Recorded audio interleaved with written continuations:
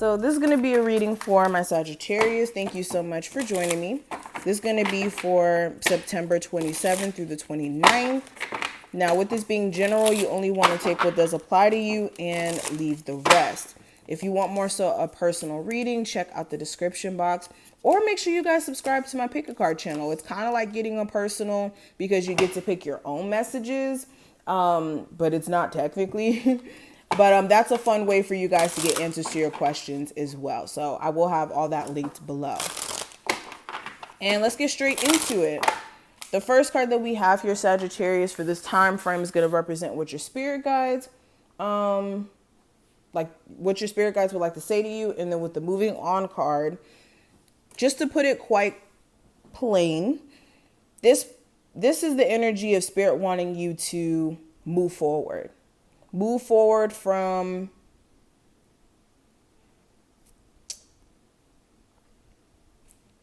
how do I put this into words? This is moving on from, for one, thinking that your situation is going to keep, I don't know, repeating itself in terms of the trauma or experiences that you've recently gone through or just gotten out of.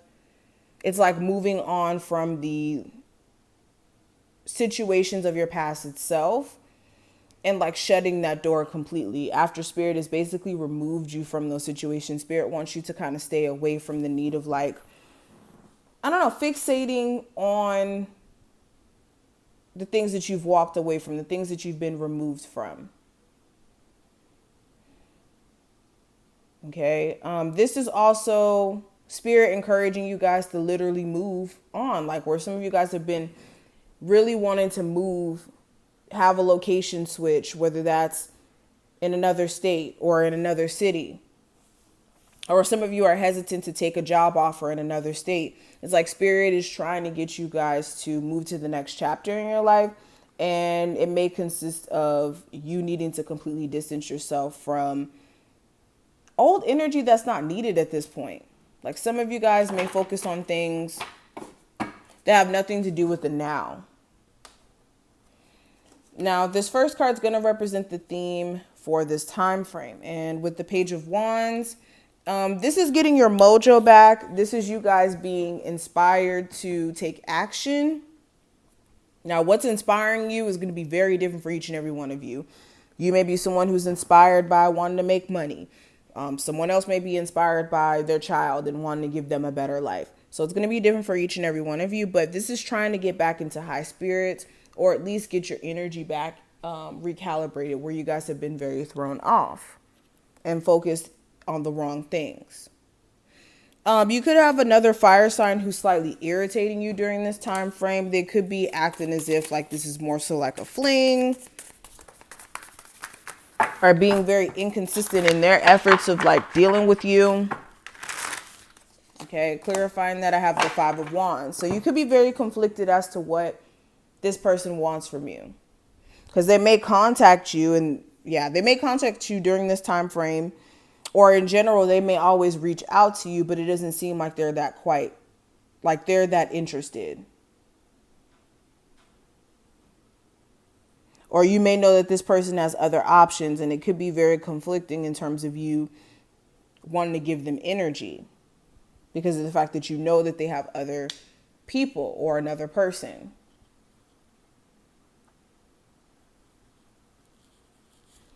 Now, what I see in regards to love specifically, I do have the Two of Swords. So this is you being in a weird position to where you're conflicted either by two options that you have romantically, or you're dealing with someone who's conflicted themselves. Or it may not have anything to do with other options per se. It's just confliction in general. That's the problem. You or this person are conflicted. And clarifying that with the Page of Pentacles. Like some of you are conflicted about a friends with benefits situation where there really is nothing to be conflicted about. Like it's just a friends with benefits situation that shouldn't be taken more serious than that. And then others of you, it's more so like trying to figure out like if this is ever going to like amount to more. when really and truly, again, some of you may be looking at things from the wrong perspective.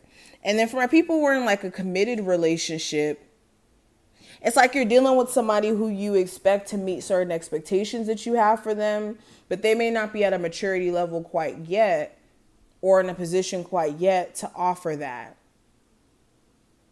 And maybe you're not seeing that clearly.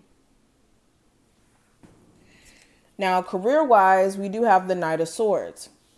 So yeah, you could have like verbal arguments that spring up out of nowhere, or a verbal argument that springs up out of nowhere between you and another coworker.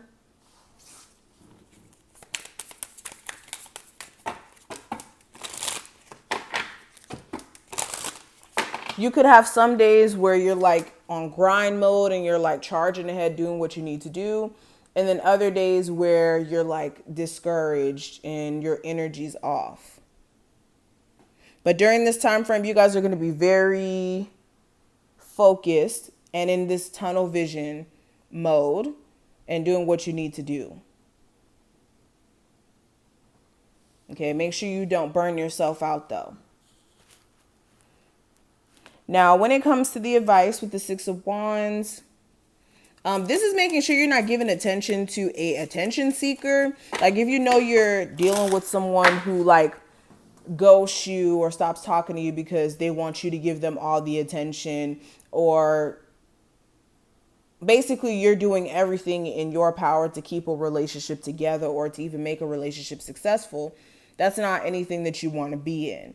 And where you guys want more success in your career, it's a matter of being diligent and also saving your money as well. Where some of you guys, like the second that you touch a little bit of money, you find things that you got to start paying for and you're not like retaining enough of it to where you don't feel like you're successful or, you know, you have the financial cushion. And for a lot of you, the reason why you may not be where you want to be quite yet is because you're kind of like playing it a little too safe in terms of like holding on to a job that you hate for dear life, even though you hate it.